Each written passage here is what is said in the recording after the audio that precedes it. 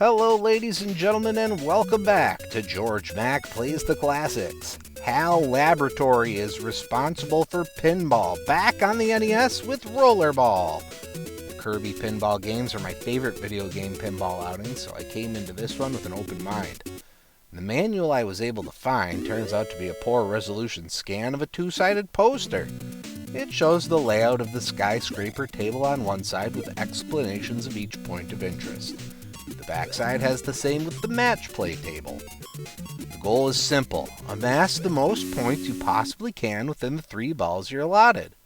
The skyscraper table has 4 screens and plenty of bumpers to get your ball out of trouble. A slot machine is the main gimmick of the first screen you come to, which shows the top of the titular skyscraper. If you get a good shot in, you can take it to the skies where you could unlock multi-ball if you're better than me. The third screen down has a bonus that can be grown by knocking down targets and then going through the lit lane, which can be moved with the A button. Along the top left is a launcher that alternates shooting the ball up or down. The bottom screen gives out bonuses shown on the spinner display. It's very dangerous and not always the easiest to get back up a screen. The flippers always spring the ball the hardest it can, which makes finesse unavailable as a tactic to run the board. This is pretty unforgivable in a pinball game where you might want to move a ball from one flipper to the next with a light tap. There's also no nudge mechanic, which I never use anyway because I'm not a pinball wizard, but I can see that being an issue for people. The match play board is a 2-player mode that pits an elephant versus a donkey.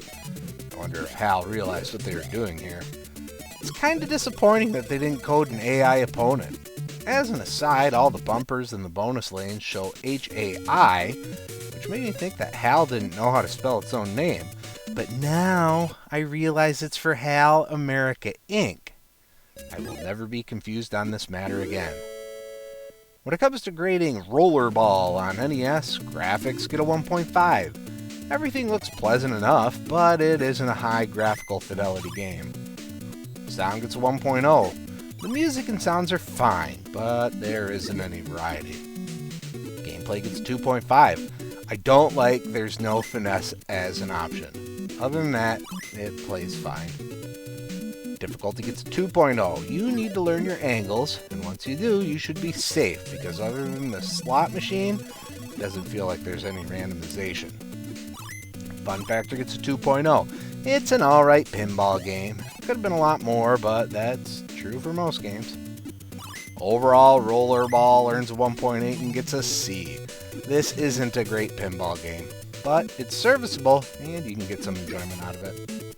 Well, that's going to do it for me for today. Please make sure to like this video. Let me know what you think of Rollerball in the comments. And please subscribe to Head Drop Productions here on YouTube, because we want you here for each and every video we release.